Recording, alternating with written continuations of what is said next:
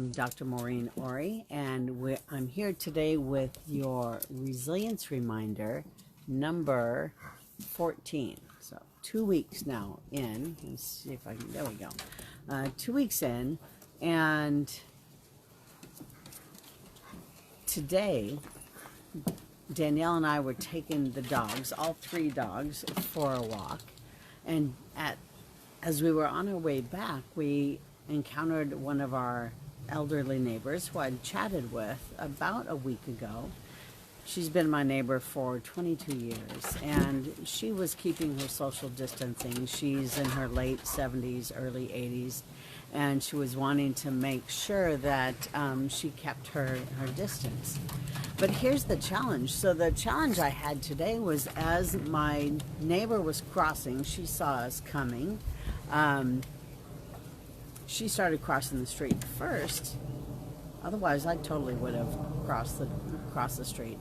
But as she's crossing her street, her dog trips her or pulls away from her, causing the neighbor to fall, and the dog comes and attacks one of my dogs. So I'm struggling to think, what do I do? Do I run and go help the neighbor?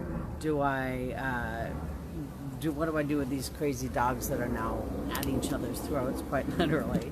So I had to address the dog fight. I separate the dogs, and by the time I do that, my neighbor has picked herself up from the ground. She was sprawled in the middle of the street, and she comes over and gets her dog. So the challenge I had was, what do you do with that? Her dog attacked my dog, and I felt so badly, but I wanted to go attend to her needs, but then I'm also thinking of the coronavirus and that social distancing. It was really kind of a dilemma that I was in. She gets her dog. She hasn't broken any bones. She broke a nail, I think, pretty severely, and then she took her dog back home. But it was really kind of a dilemma to say, what do we do as we separate the dogs and deal with her and try to attend to the needs of the elderly woman that had fallen. And so once I get back home, I was thinking about it, and Shane was actually serving himself a piece of pie, and I thought, you know what? I've got this fresh apple pie. I think I'll bring a pie. So I actually put gloves on, and I went and got a little note card and wrote her a little note, made sure she has my phone number, and put a piece of pie in a Tupperware container and sanitized it, make sure that was good. And I actually came and delivered a piece of pie to the neighbor and gave her a little note. It wasn't really her fault. It was just really challenging to have to decide, what do? You can't necessarily go provide aid when your dogs are fighting.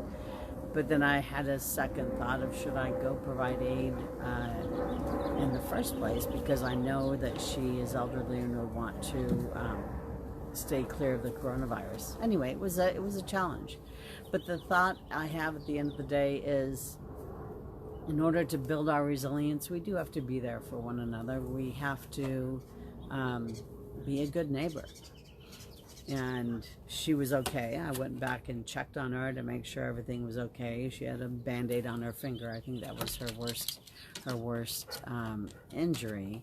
And she was pretty pissed at her dog. I imagine her dog's going to have less kibble tonight. But be a good neighbor for your friends. Be there for your friends. Be there for your neighbors. And still practice that social distancing as best you can.